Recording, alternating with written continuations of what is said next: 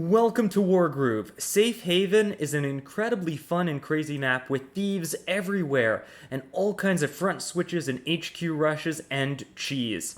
I love Safe Haven. Let's get right into round 3 of the GOW5 5 tournament. We're going to see some insane matches. Alright, I want to start off with Alsame versus Zeronix. Now, rumor has it, both of these players are already going on, so they might have been mucking around a little bit in their match. But it looked pretty serious to me otherwise. Let's take a look. So Zeronix is playing Valder, and Alsame is playing Sigrid. Now, Sigrid is widely believed to be a very weak commander competitively, but we have seen her used sometimes, and I've seen her before on this map.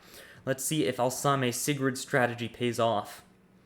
So both players are making an early thief, very classic for Safe Haven. We see Valder going from an early steal from this village, and generally keeping their commander towards the center. That's very Zeronix. He wants to make sure his commander is active at all times. Meanwhile, Alsame is pushing forward towards the enemy's stronghold, possibly going for some kind of attack with Sigrid. Zeronix is putting a lot of units in Sigrid's way to try to prevent that attack from the stronghold. Valder goes in on the village, gets the village down, and now Valder has Groove. Very nice. It's turn 5 though. Valder would have Groove either way at this point. Alright, so we see that Alsame is preparing a balloon to carry this spear over. Zeronix is able to deposit the money his thief stole, very good. Whoa, Valder suddenly front switches, goes across the middle village to summon a sword all the way over there. Wait a minute, Sigrid is under attack by that... Oh my god, what is happening here? What is even happening here? Capturing that village has caused Sigrid to become completely surrounded. All these units are super low and Sigrid takes out the alchemist and now has Groove, which will let her kill a unit and heal up. But there's nothing that could free Sigrid, so Sigrid is trapped in that position until next turn. What is going on here? Okay, so Zeronix put Valder in position so that these swords can now crit into Sigrid. He suicide crits 2 of the 4 swords. Next sword, and... What was that? What was that? The dog just goes in and assassinates Sigrid. That was some kind of coin flip lethal there. If that didn't work, Zeronix might have been in a weird position, but it did. Sigrid went down and Zeronix gets an insane early kill. Oh my goodness, this is why Zeronix games are crazy. Let's take a look at their second match on Safe Haven. I told you, this was a nutty map. There's so many things that can happen.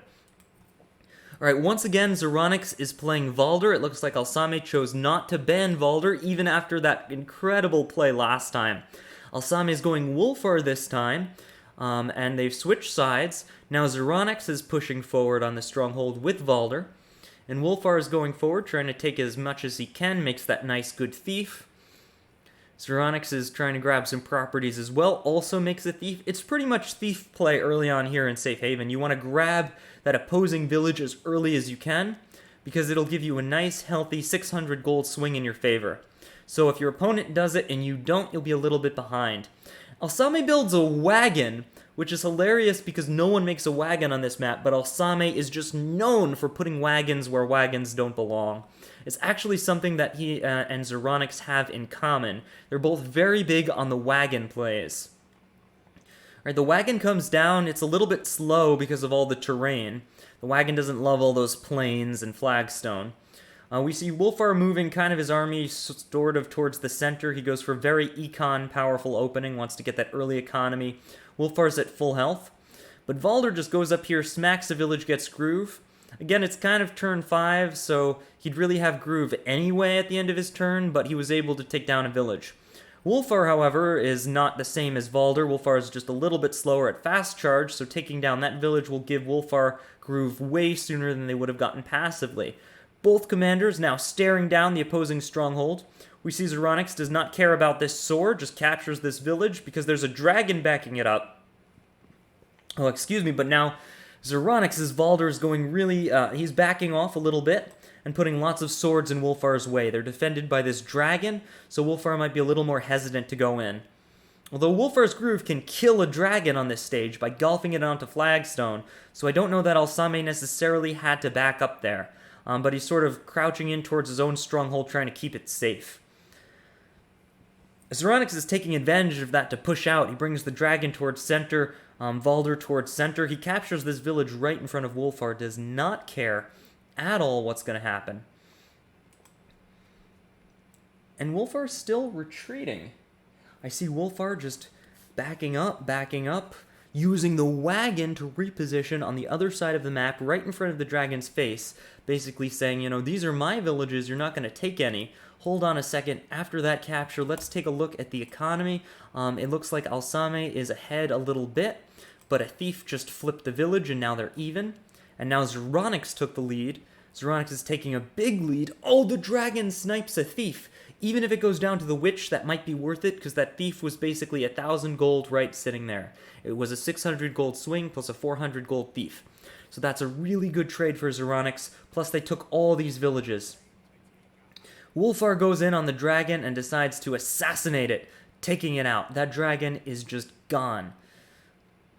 Balloons in an archer to defend against some of this, and starts wagoning forward. Actually, no troops went in that wagon. Maybe it couldn't go far enough, just kind of defending the stronghold here.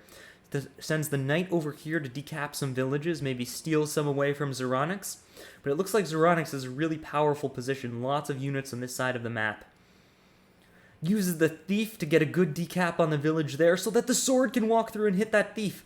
But the thief didn't go down. I think that was a coin flip, by the way. The thief could have possibly gone down on that attack since it's standing on road.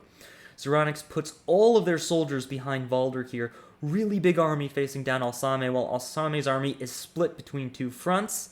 Not great. Alsame tries to recover some economy here, but their army is still a little bit too scattered. They can't attack into Zeronix. They can't get revenge, just trying to wall up as much as they can. Defend their villages, take some territory, sends the witch over here to deal with the dragon and save this village's left side. But Zeronix totally has the momentum here. Big damage into the wagon with that sword crit, taking out a village. Lots of damage happening all over the map, and using a mage heal to keep Valder nice and safe. Both thieves which have gold went into the balloons and will be able to drop off the money next turn, giving Zeronix an even greater econ advantage, while Wolfar's thief, remaining thief, because remember Zeronix killed one, is at 4% health and not able to do anything. In fact, Wolfar's thief could die to a witch hex unless it heals. Lots of anti-air coming out for Alsame. We see 2 witches, an archer, 2 mages, lots of stuff made to kill Valder if Valder gets too close. Alsame is going for the assassin play here, just trying to defend and push Valder back. The dragon goes around and takes out the unit that was on the village, and then it gets covered by Valder, who balloons all the way around the map to cover that village point and kind of secure it so that the dragon can't be punished as easily. Lots of mages backing up the dragon so the witch can't go in. All around, a complete front switch by Zeronix. He got scared off by these witches, by the archer, by Alsame's formation, and just went entirely around the map. Alsame's determined to punish that. Uses the archer and the sword crit to take out a sword. Uses Wolfar to take out another sword. Knight goes in to back up Wolfar. Mage goes in to recapture this village. Lots of units going forward with witches on each side. Excuse me. And the thief does heal a little bit so that it won't die to a witch hex from this witch that Zeronix just built. Wagon goes out to protect the knight. Lots of powerful units on Alsame's side trying to push into Zeronix, now threatening this stronghold. Uses dragon and sword to take down the wagon and expose this knight, but doesn't go for the knight, kills the balloon instead. Valder is actually continuing to wrap around Wolfar's army, summons a sword, and uses it to sword crit a sword on River, taking it out. Dog goes in on dog. Sword goes in on dog. Zeronix is just getting so many gains from this attack, it's insane. But Alsame was the one pushing. This goes to show you just how good Zeronix is at tearing apart a formation. It's incredible. Balloons going in. Valder is perfectly safe, sitting happily at Alsame's stronghold. What is Alsame gonna do? Goes for Witch Hex for big damage, tries to take out the mage, but it survives with 3 health. Uses a couple swords to try to pin down this sword a little bit, but he just can't get rid of it. Wolfar goes for a golf, trying to kill the dragon. No, he just damages the dragon so that he can chain kill it with the witch and sort of go through there. But it's not enough. It's not enough. So much damage is coming out of Alsame right now. So much damage. But Valder still has so many units that can eat through those mages. I don't know if Alsame is going to be able to survive the counterattack here. Big damage from the sword. Another sword takes it out. That's one mage down. Another sword goes in. Archer goes in on Knight. Knight finishes off Knight. The mages and the knights and the expensive units Alsame used in this attack are basically getting picked off by 100 gold swords, and the thieves that Zeronix used are once again stealing. Valder kills a sword and now has Groove he can use to summon another sword, and then sword crits another sword. Zeronix is so insanely good. Their swords are just murdering Alsame's army. That is pro Valder play right there. Alsame's got almost nothing they can do. They're just trying to eat through this entire wave of sword after sword after sword. Playing against a good Valder really is like fighting against a necromancer in a video game. It's just an endless wave of really cheap, really weak undead, but somehow they're killing you anyway. Zeronix uses the knight to take out the archer. Mage to take out the balloon. Wolfar is just running out of units. There's almost nothing left. The dragon can happily go in and face check those witches because it lets the sword take out a thief, and that's 1,000 gold of damage. That mage is just too toast to hit anything. Zeronix retreats their double thief steal again with a balloon they can deposit next turn, and Zeronix keeps spitting out swords to keep their unit count nice and high. Both players were down on units, but Zeronix is making the most of Valder to just keep their unit count high like crazy. Wolfar's just trying to hit everything and anything he can, but it's just not enough. There are too many units, and he's going to have to throw away one of those witches because the mage can just one-shot one of them. I'm sorry, both mages. Both witches are dead.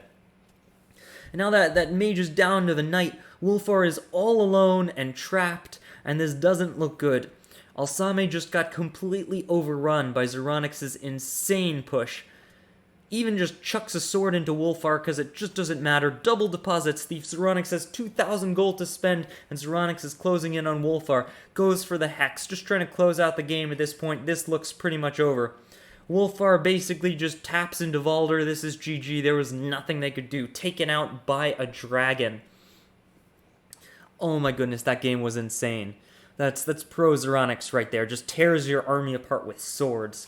Really awesome. Let's move on to the next match. I want to see a Spacefront match. Let's look at Spacefront and Ryle Xander and take a look at some of their games. I'm excited to see how this panned out. So Ryle Xander is going in as Ragna. What's really interesting is that Ragna was not banned. Not only was Ragna not banned, but Spacefront chose not to play Ragna. Meaning Spacefront, the #1 ladder player in Wargroove right now, has decided that Vesper might actually be better than Ragna, a top-tier pick. Really crazy. I personally believe that Vesper is insanely good on this map. No question. Vesper's insanely good on a lot of maps. I think Vesper is like a stealth pick that people do not realize that Vesper is amazing. Vesper is incredible. But I don't know if they're good enough to go into a Ragna. I'm not sure about that. We'll see if Spacefront's skill can make up the difference or if they can show us that Vesper really is better than Ragna and we've all been wrong all this time. Okay, so classic thief trading. It looks like Ragna's going for economy as player 1, which is a little bit interesting. Vesper going for a more classic opening and being very aggressive, pushing sword into sword and dealing some damage into Ryle Xander's sword. Ryle Xander has actually only built swords until now. They heal Ragna, bring out a first mage, but Vesper's unit comp is pretty much the same, just swords and a mage. Thief's deposit, that's going to give Spacefront a little bit more gold. That thief was able to take out that village. Very nice. Spacefront will be able to keep pressing economy, and they choose to make Balloon Pike to get a pike to the front as quick as possible. Lots of village caps for Ryle Xander. Choosing not to capture this village to keep it open so that Vesper can't farm Groove off it. Instead bringing out a dragon and Ragna to defend this stronghold against the Vesper push. Pike goes out defensively near the stronghold, and a thief is here to maybe steal from one of these villages. Vesper sort of repositions and backs up, but also chooses not to capture this village. Both players are not capturing this village so that their opponent can't steal from it or farm Groove off it. Ryle Xander kind of goes for a peck on this village with a sword, but of course it's not enough to take it out, though they might be able to grab it next turn with this double sword threat. Another pike balloon drops, and now there are 2 pikes defending the stronghold, which is great. It'll let this thief grab some gold, and then the thief is protected by this sword. Unnecessary because they couldn't kill the thief anyway, but it prevents the thief from being damaged. The thief is worth a lot of money. It's good to keep it healthy. Although the dragon goes in and gets a free kill on the sword. Very nice. Followed by a thief to take the village. Sword takes it, and the other sword heals off of it. Really great play by Rylzander. Ragna finds a village she can hit to farm some groove and is now at 60%, although Vesper is way ahead, and Vesper takes out that village and now has groove. So Vesper is 2 turns ahead of groove from Ragna and is using their pikes very aggressively to grab these center villages across the map. If we look at the economy, we see that Spacefront is 300 gold ahead at the end of their turn, and it doesn't look like Rylzander will be able to catch them. But then again, Rylzander is doing some insane damage here, takes out a unit, takes out another pike, is going for another pike. That entire pike line was just destroyed. Another village goes down, Rylzander really pressing their attack here, but I have to say this stronghold is pretty much undefended, which is really dangerous to do. There is a dragon here and a dragon here, but Vesper does have groove. We could be looking at a GG situation. It depends how this shakes. The witch takes the stronghold, a sword goes in on the stronghold, another sword goes in on the stronghold. This looks like it could be game. Mage heals the 2 of them. And sure enough, there it is, Vesper Groove securing 3 sides on the stronghold. I believe that stronghold will fall next turn. Rylzander had an amazing attack, but they disregarded their stronghold while it was under Vesper threat, and it just wasn't enough. If Ragna did have Groove, she might be able to counter Groove into Vesper and do something about this, but Vesper just got Groove way too quickly. Ragna wasn't able to compete. There's no way to deal with this stronghold in time. It's close, but the stronghold just is not going to drop in time, and Spacefront will definitively win this base race. Heal goes out on the swords to make them a little more damaging, and the stronghold most certainly drops, giving Spacefront a very nice win there. A very different game from what we've seen so far. Let's check out game 2 from these guys, Rylzander versus Spacefront. By the way, I'm saying Spacefront instead of Martin. Their game rename is Spacefront. They're just stuck with Martin because of Switch. Alright, Spacefront goes for a very early Vesper heal. Rylzander does not, just kind of pushing forward with Ragna. We see a similar opening, more or less, to what we've seen so far. Everybody's pushing forward, everybody's building thieves, trying to get as many villages as possible. Vesper being very aggressive and pushing forward, and what's interesting is they decided to play the exact same commanders. So once again, it's Ragna versus Vesper. Spacefront is very, very convinced that they can win this game with Vesper despite the Ragna pick. Maybe because of the Ragna pick. They did it as player 2, now they want to do the same thing as player 1. Alright, Ragna's going forward and finally heals. Ragna's at full, but Spacefront really didn't capture any villages over here, so there's nothing for Ragna to attack. Meanwhile, since Spacefront did capture some villages, Vesper can farm groove off them. However, the question I'm wondering is Rylzander suffering from economy or winning on economy because of this? Rylzander doesn't seem to be getting that much of an economic lead, even though Spacefront basically gave up these villages. Possibly because Spacefront is being so aggressive and stealing villages as they're pushing, which is having a very big impact on the economy here. Let's take a look. Yep, sure enough, Spacefront is keeping even with economy despite abandoning these 2 villages at the beginning of the game. Rylzander sends in a dragon to decap this village, but doesn't dare take it because she doesn't want to give Vesper any more groove. Ragna goes really deep to get some groove, but is protected by this village and can always retreat into this forest tile, although the balloon could maybe have blocked it. It looks like that didn't happen. Sword goes into sword. This sword could go down, but then there's not enough counter follow-up, so good trade there, and Ragna's getting a little bit pressured, might have to back off. Chooses just to damage the sword and then heal wall with this other sword. Great play. That'll prevent them from being taken down, although the thief can decap this village. We might see that happen. Nope, decides to retreat. So Spacefront decided to retreat from that really nice sword positioning, though Vesper gets even more groove, and Ragna's just sort of walking around the map. Once again, Spacefront was able to get groove way sooner than Rylzander, which could impact the game because Vesper groove was used very, very powerfully by Spacefront last game. Although Ragna's getting close, she's 1 kill away from groove, even an attack away from groove on her next turn. Double witches from Spacefront. Be really useful against the dragon, but and for a kill, but not much else. Looks like Spacefront is just rotating around the map, trying to steal villages, take villages, has Vesper groove, but can't use it quite yet. Let's take a look at the economy again. It looks like it's still in Rylzander's favor, even at the end of Spacefront's turn.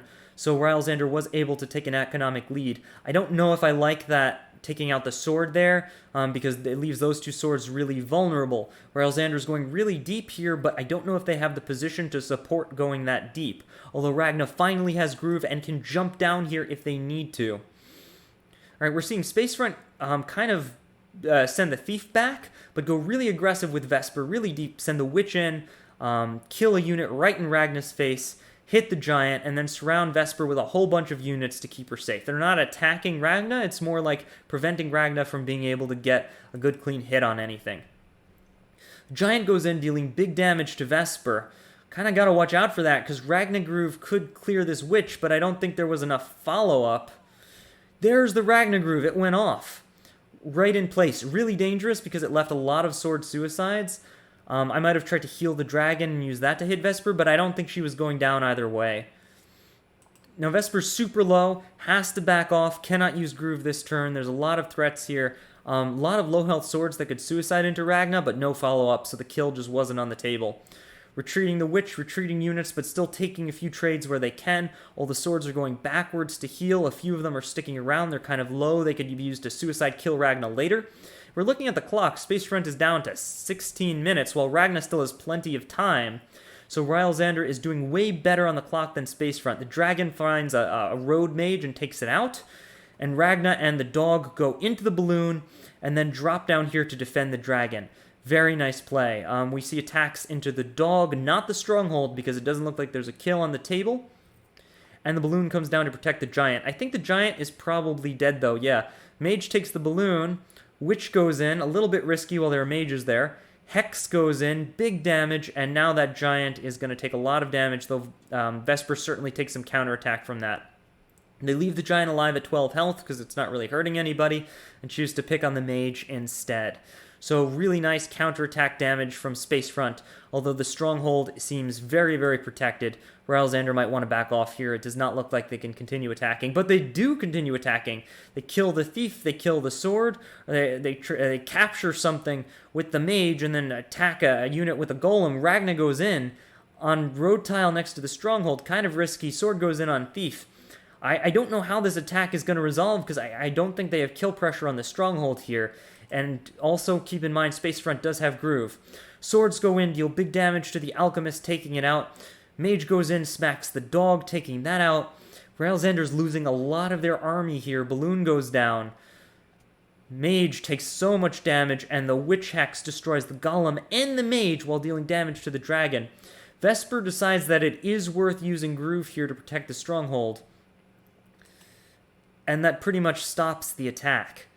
Also, Ragna is completely surrounded and has no way to get out. There is nothing Ragna can do to escape their present situation. Kind of suicides a dog to try to deal some damage into this mage and take a village, and then occupy this space with a sword, just trying to maybe get some kind of positional advantage here. But ultimately, the mage heals a witch, which can now go in on the dragons, but that might not even happen. We see sword suicides into Ragna on the road tile. 2 sword suicides, Ragna's been dropped to 6. 3, oh yeah, Ragna's very, very dead. Great use of Vesper Groove. I have to say, I'm not convinced that Vesper is truly better than Ragna. I think Spacefront got Groove first and was able to use it more effectively in those games. But we definitely got to see that Vesper is extremely powerful. Let's go into the next game, Red Jams versus Sequoia. These are going to be some crazy games. Alright, Red Jams is using Nuru and Sequoia is using Emmerich. I don't know if you guys have been following these two players, but Red Jams, being a previous Groove of War champion, is definitely one of the big threats in this tournament. However, Sequoia is one of those players that has gotten insanely good. They just narrowly avoided beating me in the previous tournament, and they've gotten a lot better since then. If we were to meet again, I'm not sure if I would survive a second time with them. They've gotten so good at this game. They've been taking games off of top-name players, world champions, ladder players, you name it. I'm really excited to see this matchup because Sequoia and Red Jams are both very, very good. Although Sequoia got a little bit annoyed with me the other day because everybody knows they're not a noob now. I'm just kidding. Yeah, we were just joking around because Sequoia was like, Sneaky, because of your videos, people know I'm good now. Anyway, so we see Nuru, which is an interesting pick. Without trebuchets, everybody's been wondering whether or not Nuru is even viable anymore. People were saying that Nuru might not be viable, Nuru might just be terrible now, you have to spend all this gold, and it's not like an instant win con anymore. But you can definitely use Nuru to pressure the stronghold, which might be what Space Front is going for here. You still have options. You can summon a pike, you can summon a knight, you can summon an archer, you can even summon a ballista on this map. Nuru has so many crazy options. We see Sequoia going in with an archer, a very early archer, bringing it towards the front here, using Emmerich to take out a sword, not at all afraid of that dragon because they backed up Emmerich with a mage and an archer. Sword goes in, trades for the 4 sword, which lets the other sword go in and trade neatly for the archer. Very nice pick-off by Red Jam's, going to do a lot of damage, very gold efficient there. Although I'm not sure if it's worth it in unit count. But if it can force Sequoia off, then it's very good. We see that knight positioning kind of threatening off Emmerich a little bit. But the swords do go down. The archer was not able to heal, it's too weak to do anything right now, but mage and witch will stop that dragon from doing anything. In theory. Nuru chooses to go down instead, gets Groove off of taking out that village. We see the thief kind of retreat to the middle a little bit, and the dragon go down. Sequoia's position kind of threatening off Red Jam's a little bit. Sequoia goes so deep here! Look at that, there's a mage, a Nuru, a knight, and a dragon. Sequoia does not care. Just goes right in with that crystal like, I don't care what you have, I can tank everything because I'm Emmerich and my positioning is amazing. Look at that solid positioning. Nuru is going to blow Groove right now to try to deal with it. Goes for the Nuru Archer crit on the balloon to couple it with a mage hit and take out the balloon. Then uses the knight to take out the mage so that the dragon can go in and finish off the archer. Very nice attack, and that lets the thief go in on the village and the balloon protect the thief and also bring it back later.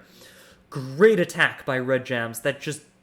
It did so much damage into Sequoia's formation, but now Sequoia gets revenge, takes out the knight with Pike Commander, big damage to Red Jam's archer, and the knight crits the thief, taking it out. That's 1,000 gold differential right there. Great use of Emmerich and the sword. Really evened it up with that counterattack. Alright, Red Jam's counter kills the dog, and is still trying to go in. The dragon, which was completely trapped by Sequoia, by the way, who couldn't kill it, just decided to trap it instead. So much damage. These two players are just continuing to fight each other. They don't care about positional advantage. They're just attacking. Attack, attack, attack. This is so cool to watch. Alright, Sequoia is backing up a little bit and walling off. Without Emmerich Crystal, maybe they're being a little bit more cautious, but they will just get Emmerich Crystal passively in a couple of turns. Emmerich is at 80% right now. Nuru, however, has no Groove, completely blew it on that attack. And Emmerich is... Yeah, Emmerich just decided to get Groove a turn early, taking out that village, using Balloon Wall. The balloon could still go down to the mages. Both balloons could go down to the mages. And Red Jams does have Commander Golem here, so this was a really risky attack by Sequoia. But Red Jams is choosing not to go in, instead just defending their stronghold, because after all, a knight crit was set up on it. If you've noticed that, Sequoia set up a knight crit on the stronghold just in case Red Jams was a little bit too aggressive here, because the knight crit plus commander hit from the bottom could potentially have ended the game. Now Sequoia going in super deep, there's Golem and Commander, but Sequoia doesn't care. Sequoia doesn't care about your powerful units. They're using Emmerich Crystal and Double Balloon to make this basically an invincible wall. And, just has a sword. Commander and Golem together had to kill a sword. That is how amazingly defensive Sequoia's position was. Mage goes down. Red Jam's just trying to take anything they can off this attack to prevent Sequoia from pushing in. But it doesn't matter. Sequoia even got a thief steal on the top side while all this was going on. Great crit into the mage. Takes down a sword with their commander. Dragon goes in on the giant. Witch Hex. That's a dead giant. That giant was just destroyed. It didn't even matter. That giant's, ultimate work in life was killing a single sword with help. Sequoia is just insane right now. Look at this. Red Jam's doing everything they can to take out the dragon. The dragon goes down. Sequoia bringing in the witch for the balloon. Although, can the mage still hit that other balloon? I think it can. 1, 2, 3, 4, 5. No! But that positioning means that the mage can't hit the balloon. Keeps the mage safe, though. Sequoia continues to push. Takes out the dog. Retreats their dog and heals it. Goes in with the mage. Gets a free kill on the witch. Goes in with the knight. takes out the dog. That dog is at 2%. Mage takes out the balloon. Witch goes in. Hex. That witch could totally be dead to mages, but it killed a mage, so unit count is super in Emmerich's favor, and Emmerich is working on another crystal and will have Groove at the end of their turn. 3 balloons guarding everything. 5 balloons. Sequoia has 5 balloons on the map. Red Jams just surrenders. No way to deal with this attack. Unlike last game, this was a beautiful sustained attack that the defender just could not deal with. And by the way, the defender was Red Jams, one of the best defenders in Wargroove. Sequoia did an amazing job on this map, definitely showcasing the power of Emmerich in Safe Haven, and the power of Sequoia in just unit formations. That was incredible. Let's take a look at the next match between these two. Alright, this is a Koji mirror. Koji is one of those commanders that get spanned a lot in this tournament. One of the most popular bans and devastating on this map. Everything could come down to who gets Groove first and how they use it. We're going to see a lot of witches and archers, because you need witches and archers to kill the bombs that Koji makes efficiently. So for that reason, and because they're great on this map, we're probably going to see a bunch of witches and archers on both sides, as well as the, ton of mages that is always seen on Safe Haven, because you need to make lots of mages on Safe Haven. There's no way around it. It looks like Red Gems is going for a very slow, very steady opening, trying to get as much economy as they can. Where Sequoia is doing something very unusual. They went to the right as player 1. I don't think we've seen that yet. I don't know what this will give them exactly in terms of economy or positional advantage, but it will definitely prevent Koji from doing an early push. Sequoia takes the mountain tile here and is basically saying, "Ha, you can't attack me. And I'm threatening all your villages, so I'm gonna win economy." We'll see if player 1 can win economy with this strategy that Sequoia is using, but I think P2 is still ahead. Red Jam's choosing not to capture either of these villages because of the thief threat and Koji threat here. Being very careful in what they capture and what they don't capture, although the game is dead even because Sequoia is not capturing them either. Sequoia has none of the middle villages, and because of that, the economy is even. Red Jam's now able to reclaim these villages that Sequoia abandoned pretty easily, and Sequoia is in a bit of a difficult situation now. They built a ballista, slowly bringing it out to try to defend, but unfortunately there's not really a lot of air on the map right now. I don't know if that ballista is going to come in handy. Red Jam's taking a nice gold lead because they have all their villages and the center, and Sequoia does not have the center. This is going to put Sequoia in a very difficult position, and Red Jams does have a golem. Sequoia builds a counter golem and starts positioning for a stronghold defense, but they still aren't capturing these villages. Red Jams has a very nice archer in place to prevent that from happening, so there's not a lot Sequoia can do about it. I think they were just a little bit too slow to grab villages in the beginning of the game, and their positioning is really thrown. Thief goes in to grab the far village here, but that sword is there to grab it back. Ballista goes in to defend, but due to the terrain, it's in a really awkward position and nowhere near this fight in the north, and it's not going to get there anytime soon. Sequoia uses their own archer to take a chip shot at Koji, but with regen, it really only amounts to about 4% damage. And Sequoia just gets a free kill on this village, getting a ton of groove. Goes into Sequoia's Koji too, but it looks like Red Gems is ahead on Commander Groove, which is really not great. As player 1 on this map, you really want to be ahead on Commander Groove. So it looks like Red Gems definitely has a much stronger position here. Sequoia just trying to get the ballista somewhere useful, but that ballista's been running around for a while because of all this anti-ballista terrain, and it hasn't been able to do much yet. You really need to make your ballistas count on this map. They can be very powerful if you get them into position, but it's really hard to get them into position. I don't think there was a kill available there, but it was still a nice attack. That thief is super low, and Sequoia has to worry about their thief now. Koji just taking even more villages in the north. Sorry, Red Jam's Koji, I should specify. And putting Sequoia at a big and bigger gold deficit. Using the ballista and the archer to try to get some gains here. Sequoia's trying to defend this right side, but they're also being pressed on the top from this great big force that's pushing in 2 golems, a commander, an archer, multiple mages. This is a lot. This is a very powerful attack right here. We see Red Gems backing off on the right side because Sequoia dedicated there, but because Sequoia dedicated there, Red Gems can easily push in here and wall off with Commander Giant. the Commander Giant, they'll even capture this village. They don't care about the Thief because Sequoia really only has one Thief. It's weak, it's full of gold. Red Gems can very safely take these villages because they're threatening a Thief from being able to counter take any of them, giving Red Gems an increasing economic advantage that Sequoia just can't imitate while defending their stronghold. Look at that, Red Gems is 600 gold ahead and continues to push forward. Also, Red Gems has Groove. Sends the Giant right into Koji. No fear, Giant takes big counterattack damage, but that's fine. And the bombs actually go straight into the stronghold. Giant hit, Archer hit, whoa. I think that was a little bit close to a coin flip, maybe a little bit in Red Gem's favor. Very close there, but very powerful. Stronghold just goes down, Red Gems takes the game. Wow, that was a heck of a game. Definitely a heck of a game. Alright, so Sequoia going 1-for-1 against Red Gems.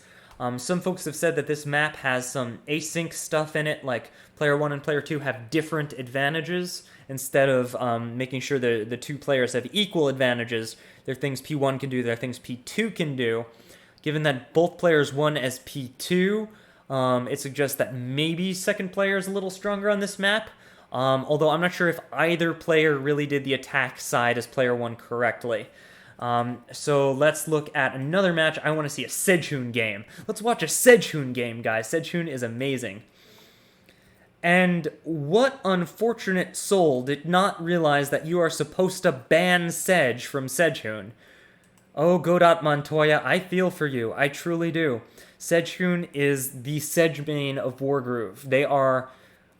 they might not rank among the top maybe 4 or 5 players, but they certainly rank among the top players in Wargroove, maybe like top 10. And Sejun is one of the top 3 Sejes, possibly the top Sej in the world. So really letting Sejun have Sej is very scary. That being said, Sej isn't a great commander on this map.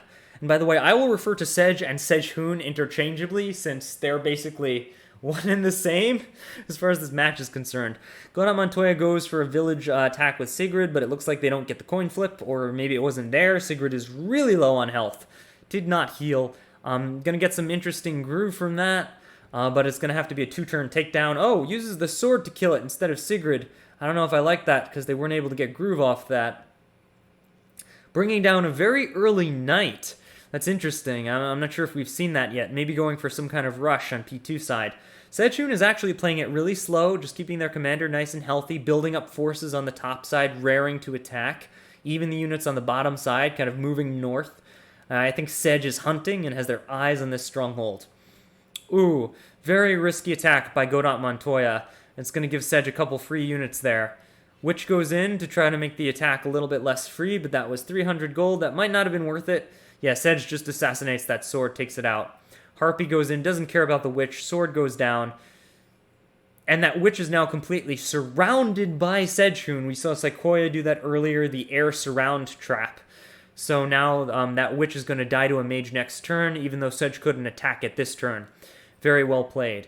Meanwhile, Sej has just a couple of units to defend their own stronghold. Uses the witch to kill the harpy. Very nice play. Try to get some value back, even though the witch is going to die. Make a more even trade. And GOW5 Montoya is preparing for an assault on the bottom flank. All right, well, let's take a look at the economy. It's dead even. This is a pretty even game. I'm narrating it like Sejun is winning, and I think that attack they just made will definitely put them pretty far ahead. But economy-wise, the game is pretty even. I've got to say, though, I want to look at the unit count. Unit count-wise, less so. Sej is pulling ahead on unit count and will end their turn with an econ lead. I think Sejun is just going to start pulling more and more ahead as GOW5 Montoya finds they're unable to deal with Sej's increasing unit count. Sejun just continuously keeping control of this village and punishing anything that tries to stop it. 2 more units go down. Sej isn't even using Sej Groove. The fact that they're playing Sej doesn't matter right now. They might as well be playing Merciful. They are just slowly picking apart their opponent unit by unit. Sigrid goes in and still can't seem to get groove, just trying to attack villages, try to get somewhere, but most of their units had to retreat to try to deal with oncoming Sej. And they're giving Sej another basically free pickoff here. Kind of a mini trap against Sigrid, does some big damage there, and grabs this village. Sejun continues their advance. 2 thieves about to deposit money. Look at that. And just takes a village in the south with a knight. GOW5 Montoya is getting squeezed here. They've got pikes as a last bastion of defense. Sends in a harpy against Sedge, just trying to slow him down. But it's like you're fighting an alien monster that wants to eat you, and you're just throwing soldiers at it one at a time. It's not working. You got to bring in the hero. Beautiful sword crit to kill that thief on Forest. We've seen that a couple times now. You can use sword crit to kill a full health Forest thief. Sedge takes out the sword using Sedge Groove. Finally, we see Sedge Groove in action. Mage takes out a harpy. We see harpy takes out a village. Remember, the order in which Sedge attacks is very important because their groove could let them get even more kills depending on how they do it. Double thief deposit, double archers, so much stuff in Sejun's corner right now. They choose not to go in on the thief, instead just using Sedge to take a village and walling off with balloons. Witch goes in to kill the balloon, which lets the pikes go in for a double kill, kills the mage, kills the sword. Very nice attack. I don't know why Sedge didn't take one of those pikes by sacrificing a mage earlier. Maybe they just misstepped. I will say GOW5 Montoya has a lot of time on the clock. Just chuck Sigrid Groove and instantly destroy something, but Sigrid could get trapped here if they're not careful. Lots of units going in, doing big damage to Sigrid, and Sigrid is kind of surrounded. I think Sigrid is probably dead here.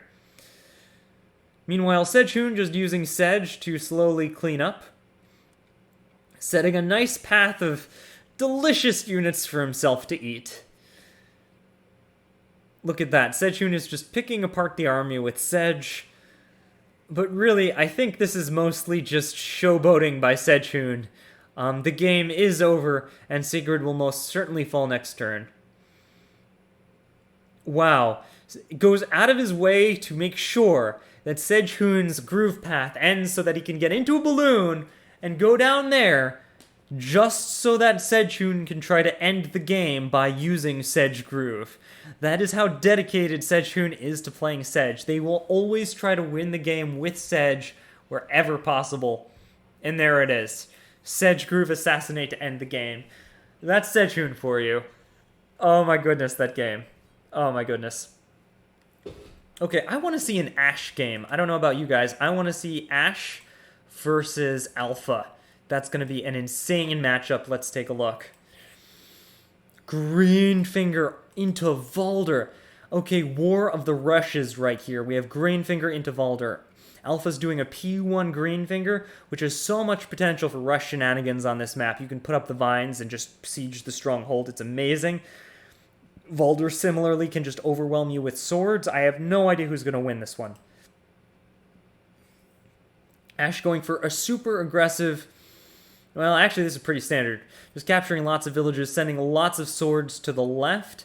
It looks like they're very wary of Greenfinger and want to make sure he can't act freely. Lots of units going to the left. Valder himself electing to use a thief on this village, playing it conservatively. There is a trick you can use where Valder takes the village and gets early groove, but Ashe is electing not to do that. Instead, just playing very, very passive, just trying to grab villages, play very safe. Alpha took this village, a very risky thing to do because the thief can just instantly yoink it. Like if you look, the thief is in range of that village right now, so I don't know if that was a wise move. Valder grabs 3 middle villages, completely ignoring their opponent's thief, but they're in a position to defend most of them, and uses the sword to kind of punish this, and now has Valder come down to defend it. Greenfinger using sword crit to take out one of the villages, and has their thief deposit and is at the ready, going in to try to gain some position, but it looks like momentum is on the side of Ashe. And sure enough, Ashe actually builds another thief, goes double thief to get the free kill on that village, takes out this sword, and uses Valder to summon another sword on turn 6. It took Valder the maximum amount of time to summon a sword, which means really stalling it on the Valder groove there for Ashe. But they were able to use the sword to capture a village, so not bad, just not great either. That being said, Greenfinger is still nowhere near getting groove. They need another kill, and they're many turns away. So it's not exactly like Alpha's maximizing their groove either. This is a very standstilly, very slow paced match where both players aren't being too aggressive. Heals the sword, brings Valder down to protect the thief. Very nice. Starting to edge in a little bit, and this is where it's going to get critical. Both players are leaving these two middle villages open so the thieves can't get them, so the commanders can't get them, and they're starting to inch into each other's territory. Now the fights are going to start to break out after this slow opening. Greenfinger crosses over into the opposing forest and gets Groove. Greenfinger Groove is on the table, and there's an archer backing it up that is really powerful. Ash's Valder just hanging in there, doing the best it can to try to hold position, but it doesn't really have a way of getting Groove again. As Valder, you want to get Groove early and often. Early didn't happen, and often isn't happening either. It's turn 9, and Valder has only gotten one Groove. Witch Hex goes in right next to a mage. Very risky. That could be giving a free witch. Whoa. Greenfinger Groove to surround Valder. Now I understand why they're willing to give that free witch. Alpha is confident that Valder cannot escape this, and that they'll win the game this turn. This could be an assassinate on Groove of War 1 champion Ash. The witch does certainly go down. All the units are going in to try to free Valder, but because the mage was hexed, it couldn't take down the balloon, but with Harpy help, it could. And the sword was able to kill the vine, allowing Valder to safely retreat. Very costly attack for Greenfinger. It did not work. It was not good enough to trap Ash. Ash was able to escape and reposition. But the vines are still there. The archer's still there. Greenfinger could get revenge here. The only problem is they don't have a mage. The mage is too far away. It can't hit that Harpy. It's afraid of that dragon, and because of this, Greenfinger has to retreat and can't counterattack, and the vines are really just being used as an emergency force shield. Ash is taking full advantage of this, getting another Valder Groove, but unfortunately it's coming at the end of turn 10. So Ash is being very slow with the Valder Groove, but that's okay, because they might not be winning the Valder battle, they're certainly winning the game. Big advances, big unit trades, nice walling with Valder Giant. It looks like Ash will be able to hold this position, and they have an archer of their own, which will be really great against the vines. Greenfinger is just retreating. There's no other way about it, and doesn't really have a thief in place to do any more stealing right now, nor did they build another one, doubling it on knights to deal with this army comp. Not a bad idea. We see the second, I believe, Valder Groove come out and take out that sword. And the swords are going to be really great barriers against a potential counterattack from Alpha as Valder slowly inches forward. Ash's double thief is going to be doing great work against Alpha's single thief and allow Valder to continue to press an econ advantage. The dog finds a pick. Another sword pick goes out. Definitely doing some work taking out units, but unfortunately a lot of this is punishable. Greenfinger takes out a village, is on their way to the next groove. Pikes kill. Dragon is sort of edging forward, and Alpha's just playing right next to Ash's army. Let's see if Ash can punish this. Dog and Valder take out one pike. Archer sword takes out another pike with a sword crit there, allowing the pike to go in on a knight. Very well played. The dragon finds a village it can take without punishment. Really nice. Great balloon drop of Thief Mage. Giant goes in to block it. Harpy goes in to block that. Another mage goes in to get ready to attack and takes the village. This is an insane push by Ash. I think this is it. I don't think Alpha will be able to stop it. 3 knight finishes off that sword. But they're just picking off weakened units that were used in the attack. Okay, takes out an archer with the knight. That's the first thing that really made a difference. Mage crit goes onto that village, but the village is just too healthy, and it's not really going to make much of a difference because it doesn't stop Ash's attack. Balloon goes down. Sword goes down. Knight crit goes in. I don't think that stronghold is going to survive. That's GG. Giant hits the stronghold and takes it. Yeah, Ash with an amazing attack there. There's no other way to say it. That was a great game. Ash did a slow play Valder and won. I've never seen Valder win a game where they couldn't increase on economy, but the main reason behind that, guys, was that Greenfinger has to convert off his vines. You've got to convert off your vines if you're playing Greenfinger, otherwise you basically don't have a groove. And the vines kind of did nothing. Unfortunately, even a slow play Valder is tons better than a no play Greenfinger. But let's look at game 2. Let's take a look at game 2. Ash is once again going Valder, and Alpha's once again going Greenfinger. You know, Valder is one of those guys that gets banned a lot on so-called Valder maps, and this is a so-called Valder map. I'm amazed that Valder keeps getting through like this, and that they're not mirrored. But, you know, maybe some of the Valder hype is overrated. Maybe Valder can be beaten. Just having Valder didn't seem too powerful last game. It seemed more an inability to use Greenfinger Groove that was the bigger threat. But let's see. Let's see if Valder really makes a difference this game.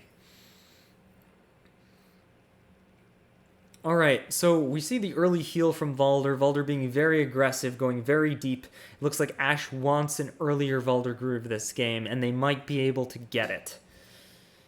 Maybe. Nope, turn 5. So they're not going to get an early Valder Groove. Once again, they're going to get Valder Groove at the latest possible time. They could get Valder Groove. Hitting the village really doesn't matter because they get it from passive regen anyway. So once again, we're seeing a slower play Valder. Greenfinger goes really deep and gets some early groove, and that's the difference from last game. Greenfinger is in a much more aggressive position and much closer to having groove. We might see a very different game where Greenfinger's groove is used for some incredible cheese. Valder straight up retreats and runs away to try to get back to their HQ as they see that big threat from Greenfinger imminent. Oh, beautiful, but a balloon drop traps Greenfinger. Look at that. Greenfinger is forced to back off, go around, although they do pick off a free sword kill and get groove. So Greenfinger has groove now and is in a very solid position. But Valder is also in a solid position. Valder can rotate and get a free village, something they weren't able to do last time. And now Valder can continue to use groove to bully and is getting closer and closer to Greenfinger and traps them once again.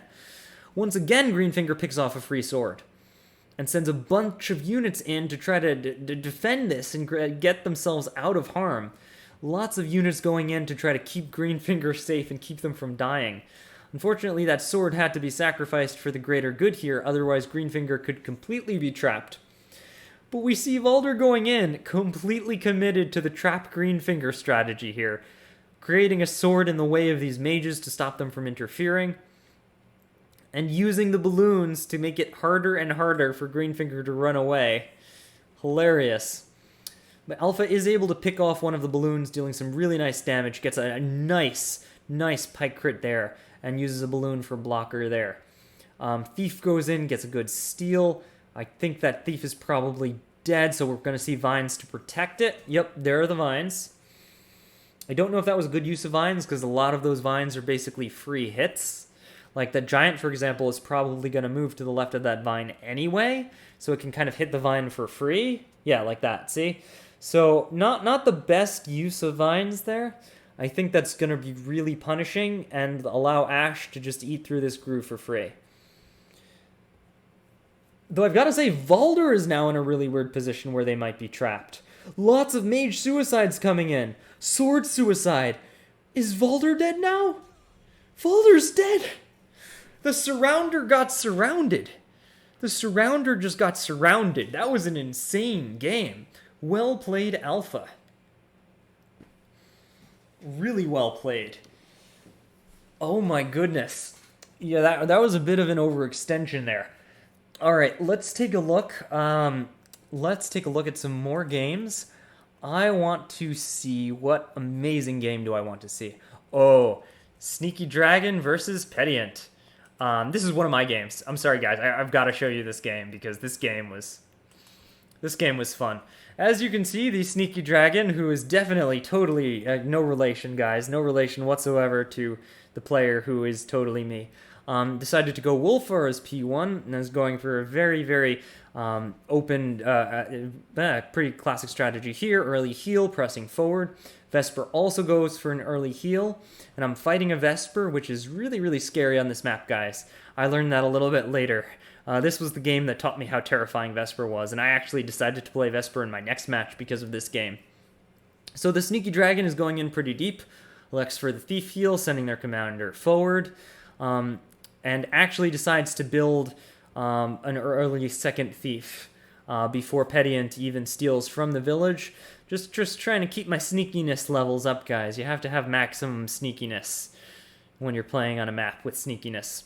Sneaky goes for a nice village decap, giving Wolfar some groove, sends their own thief in to threaten some villages in the stronghold. And that's a thief threat that Pedient's got to respond to, but Pedient is also able to farm some groove. Vesper's at 45 at the end of their turn, 50%, and threatening my stronghold, and I don't have a lot there, so I got to be a little bit careful of that, guys.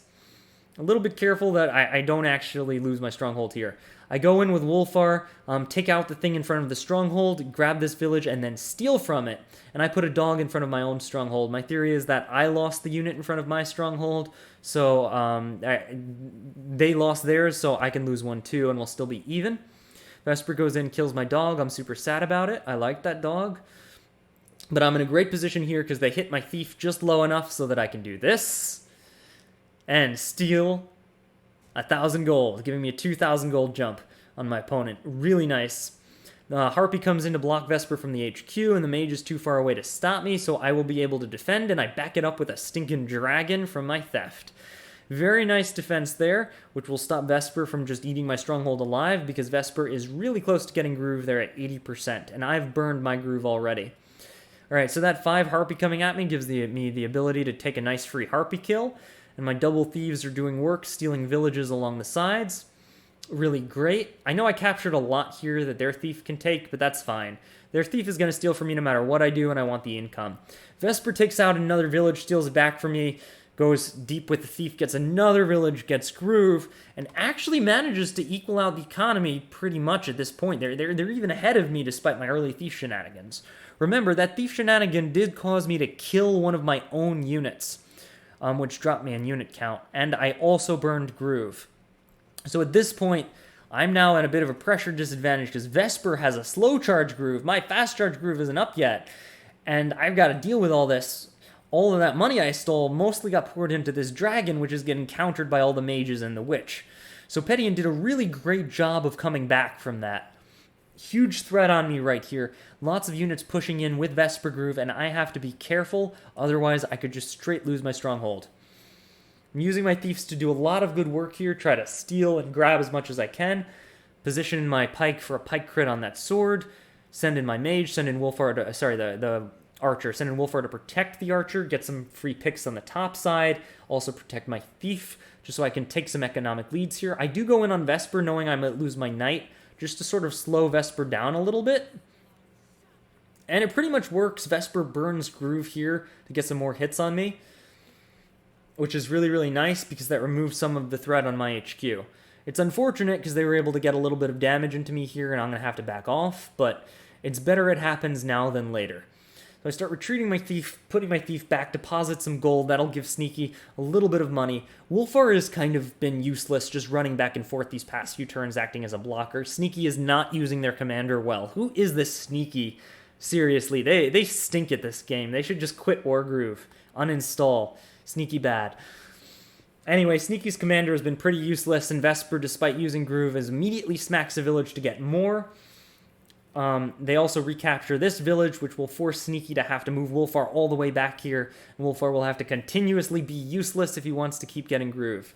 That being said, Sneaky puts another thief in place to threaten the stronghold, so at least the groove will maybe force Vesper back a little bit, and is a little bit edgy with those swords to try to pick off some Vesper units. Dragon coming in, also threatening the stronghold. So now Sneaky has a stronghold threat that Vesper has to respond to and puts double balloons in to try to block and punish so these mages can't attack in that well. That being said, Vesper has a very powerful mobile army with dogs and mages, so they can actually push pretty far into Sneaky if Sneaky isn't careful. Vesper takes a sword, mage goes deep, completely destroys that archer. Harpy goes in, dog goes in, so much damage coming out from Vesper right now. Sneaky really has to respond to this or they could lose the game. Sneaky goes in, sacrifices a pike to take that dog low enough so that a hex can kill it. Was Sneaky going for a big brain play here? Takes out the witch with that mage, uses commander to take out that mage so that that mage can hit from that side so that units can suicide from the bridge, just so that all of these units can hit Vesper in a particular order that leads to a kill. I'm good at the kills, guys. That's why I'm sneaky. Great game from Pedient, and I've got to say that their Vesper play was so scary that I actually played Vesper. I think it was like a Vesper mirror with them next game because I couldn't. There was nothing else I wanted to use against that. All right, so I think one sneaky game is enough for this montage. Let's take a look at another amazing game. I want to see Spadius versus Heaney. Some really top quality players there. Let's take a look at this. Match code is invalid. Somebody closed the game? All right, what about game 2? Is that still up? Wow, all right. Those game codes no longer exist, apparently. So we can't watch Spadius versus Heaney. You know what? You know what I want to see? Let's see a Kal-El versus Lewis game. Let's check out Kal-El versus Lewis. Really awesome players. And let's see how that shakes. Kal-El and Lewis are both pretty good players from the GOW scene. They both go pretty far in test your metal events, and I know Lewis has gone pretty far in GOW tournaments like this before. Kal-El, I'm not exactly sure how many of these tournaments they've entered, but they're definitely good. They took a TYM game off me in a previous TYM. They've definitely got some skills here. All right, so we see Valder into Ragna. These are two commanders that I would be sure would be banned on this map. I don't know how this happened, but we're seeing Valder versus Ragna, which tells me that what's really awesome is that players have different opinions on what's strong and what's weak in different situations. Valder actually captures the middle village, which is interesting. They don't go for the safe one here, possibly thinking of using the sword to grab that later. They're completely ignoring their opponent's possible thief. Ragna for the early heal, trying to farm some groove, and Valder gets the latest possible groove once again. I'm noticing the Valders are not going for the gimmick village kill. They're just getting groove on turn 5, which is when you'd get it naturally anyway as Valder. So I don't know. I don't know if I like this map for Valder the way the Valder players have been playing it. Because usually a Valder map you'll get groove like before like turn 5, turn 6. Alright, so Thief Deposit, we see a Mage Balloon coming in for Valder, which will give them the ability to defend against this dragon if Valder wants to go deep. But Valder chooses not to go deep, does not go into the stronghold, instead just summons a sword and casually smacks that village, and the sword takes a lot of damage. Ragna has no army on the bottom side, just kind of a dragon, a couple swords on top. Dragon goes into the middle, and there's no anti-air defending on the bottom, though Lewis had built a witch the turn before, so it very comfortably slides into the bottom to defend that territory. Lewis just kind of taps this sword so it can't kill the thief, and then use the thief to steal, meanwhile using Valder and swords to just kind of lay waste to these villages and gets another Valder groove, and that I really, really like, because the turn 7 having Valder groove again is very efficient for Valder, and all those swords are really going to start mattering soon. Ragna's got like 55% groove, which is pretty good, but Ragna really needs to charge up that groove because Valder's getting a lot of free swords now. And those swords are going to start stacking up. They're going to be body blockers, because you can block a dragon with a sword. You can't kill it, but you can block it. That sword is pretty low, but it was not in hex range, which might be why the witch didn't hex, but the witch is still an amazing blocker, and also deterrent for the dragon. There's almost nothing that dragon can do now. There's almost nothing Ragna can do now. Ragna's dead. Ragna's just dead. That's a very, very, very exposed position. If Ragna's not dead, she's going to lose her army. The dragon goes in on Valder to try to weaken him, but I don't think it's enough. We see the witch hex. We see Ragna exposed on 4 sides. Not even going for the suicides. Just mage crit, dragon strike, Valder. Yeah, that's overkill. Very, very, very, very dangerous position to put Valder. A very neat player 1 win there. I gotta say, that was a really, really nice Valder play by Lewis. Just completely destroyed a Ragna. Although Kal-El kind of did overextend a lot there, I think even if they had backed up, Valder would have just continued to have taken gains and gotten just so many swords that when Ragna did get groove, she wouldn't be able to kill them all. I kind of want to see another game with these two to see if Kal-El had maybe a bit of a stronger second game. Really great plays by Lewis, though. Oh my goodness, Kal-El playing the twins as player 1. Amazing. I don't think I've seen the twins yet on this map. I want to see what they're capable of here. Alright, so Lewis is playing Emmerich, another one of those commanders that, oh my goodness, why is this not banned? And then we see that Kal-El playing YOLO twins, which is amazing. I'm rooting for the Twins here because they are the underdog commander in this situation. Like, if you can use the Twins to win on this map, because they're so inconsistent. Wherever you put the fire, your opponent can just rotate. That's the problem, but I'm really excited to see what the Twins can do. Very aggressive positioning, very aggressive capturing. We see Kal-El grabbing both middle villages, not afraid of thieves at all. Lewis does not seem to be going double thief just yet, which will make Kal-El's aggressiveness very rewarded. Goes for a very nice and safe early kill on that village. Can't really be surrounded here, I don't think. At the very least, there's not much follow-up for it. Either way, Lewis does not go for the surround here, just kind of backs off. By backing off, that'll give the Twins the ability to attack another village. And we see lots and lots of village takes here. I'm choosing just to capture this instead of taking that one out. Charging their groove fast is not their priority. They just want to keep the Twins in a nice aggressive position. So Kal-El going for position over village gains and groove right now. It makes sense. They can't really use Twins Groove yet. It's too early. That's one of the problems with Twins Groove. You can't use it this early in the game. You need more things first. Still, double knights on the bottom side defending against Emmerich, and the Twins are actually retreating, rotating down to the other side of the map. Emmerich not using Groove either, just kind of trying to take some villages here. I'm really curious what the economy looks like. It's about even. And we see a giant coming in from Kal-El. Double knights and a giant. That is an insanely defensive line. Emmerich has nothing that can penetrate that. Harpy goes to the north where the mage isn't. Very clever, and it will threaten off that knight. Really great plays, really great unit countering by Kal-El. I think Kal-El is doing an amazing job. They need a little bit more anti-air, but their unit formations are brilliant. Emmerich starts rotating, grabbing some villages. Knight starts rotating, takes a little bit of damage there. Yeah, Knight can't hit a 7 village. You want to hit a 6 village unless you're critting. Alright, Twins take out a village, and they finally have Groove.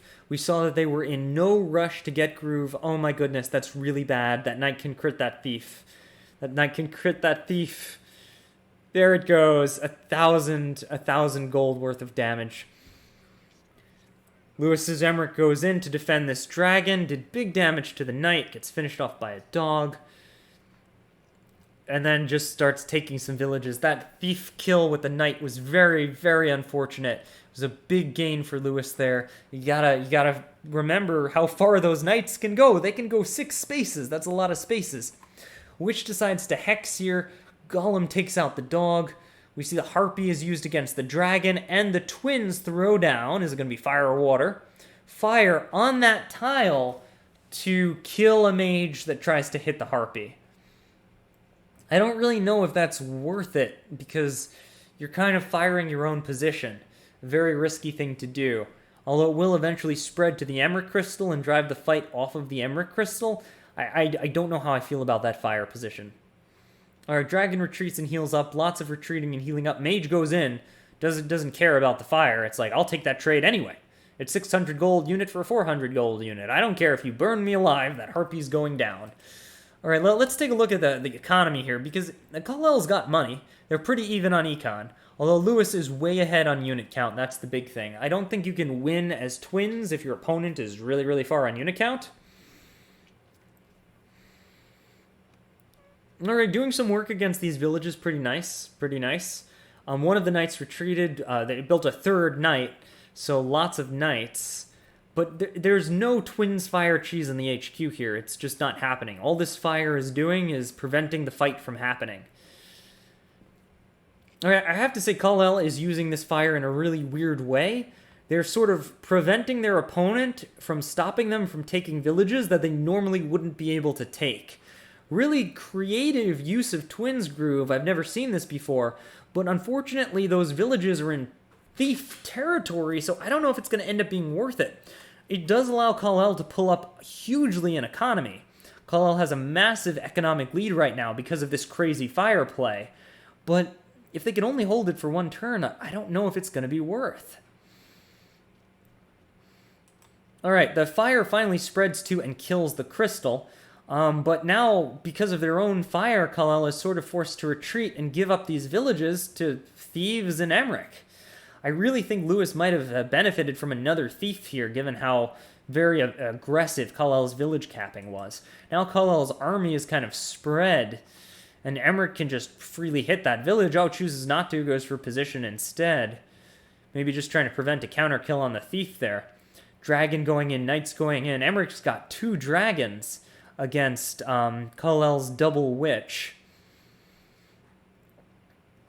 Really weird formation here, this kind of zigzaggy line because of the fire. It's almost like a conga line of units. Giant takes out village, knight takes out village. Kal-El is doing work to try to maintain that. Look, Lewis has been dropped to 500 economy. Oh my goodness, I didn't even see that. Kal-El has destroyed Lewis's economy using Twins Fire. I don't even know how that happened. Lewis has no money, and they're both down to about 10 minutes. Realizing that they have no money and they're running out of time, Lewis is desperately trying to fight into the Twins at this point. Like, I can't even explain that Twins groove. It, like, baffles science. It basically gave them an insane econ advantage somehow. It was amazing. I don't know what happened. Whoa, suicide into Emmerich. More suicides into Emmerich. Emmerich is dropped pretty low right now. Got hit by an archer, a knight, a hex. Oh, that's GG. Emmerich is just done. Another hex. Emmerich is overdone.